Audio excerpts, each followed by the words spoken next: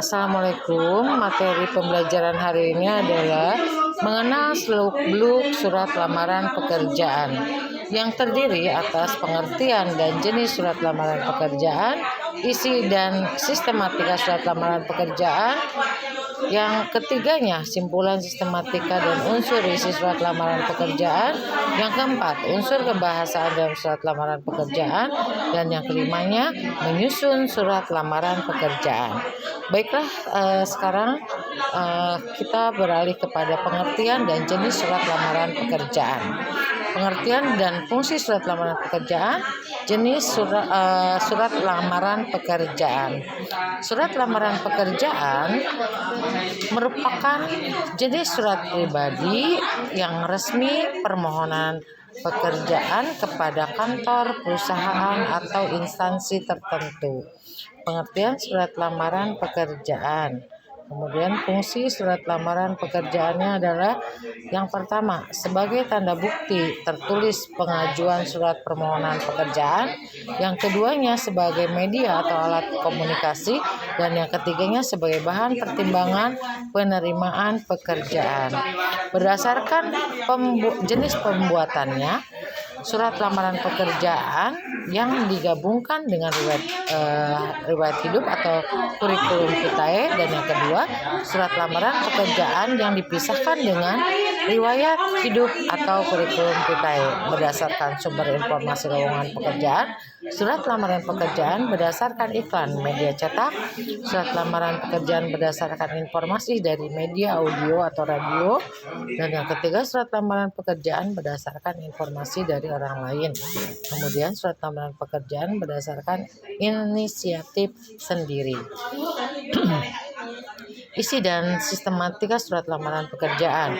Isi surat lamaran pekerjaan, kemudian sistematika surat lamaran pekerjaan, dan aspek penting surat lamaran pekerjaan. Isi surat lamaran pekerjaan yaitu informasi yang tertulis dalam surat lamaran pekerjaan. Surat lamaran pekerjaan berisi permohonan seorang pelamar pekerjaan agar diterima bekerja di tempat yang dilamar.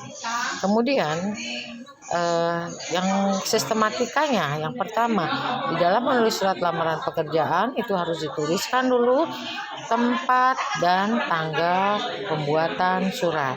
Yang kedua, lampiran surat, dan yang ketiga, nama dan alamat tujuan surat. Yang keempat, salam pembuka. Yang kelimanya, pembuka surat. Keenam, isi surat. Ketujuh, penutup surat. Dan yang kedelapan, salam penutup, tanda tangan, dan nama terang.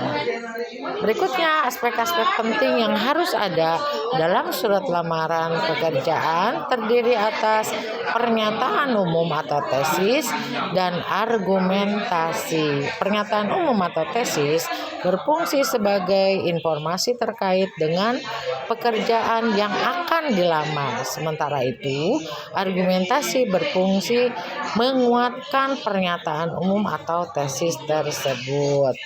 Simpulan sistematika dan unsur surat lamaran pekerjaan.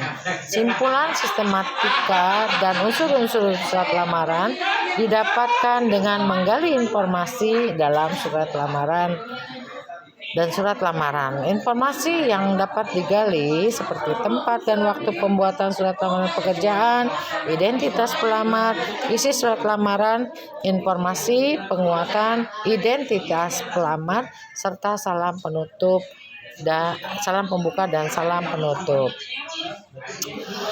Berikutnya adalah unsur kebahasaan dalam surat lamaran pekerjaan. Unsur yang pertama itu harus ada ketepatan dalam pemilihan kata atau diksi. Yang kedua, kebenaran dan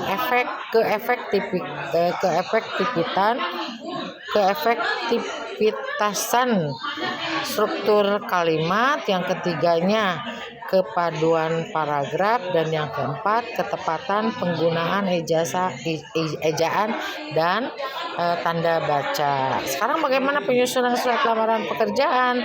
Nah, cara menyusun surat lamaran pekerjaan yang baik dan benar itu sebagai berikut. Yang pertama, gunakan bahasa yang baik dan benar. Dan yang kedua, tulisan dengan kalimat yang singkat, padat, dan jelas. Yang ketiga, tulislah secara manual menggunakan tangan. Dan yang keempat, perhatikan kebersihan surat lamaran pekerjaan. Dan yang kelima, isi secara jelas data diri dan informasi tentang diri Anda dan lampirkan dokumen-dokumen pendukung. Dan yang keenam, lampirkan sertifikat pendukung yang bisa menambah nilai lebih pada diri Anda. Demikian materi surat lamaran pekerjaan. Terima kasih.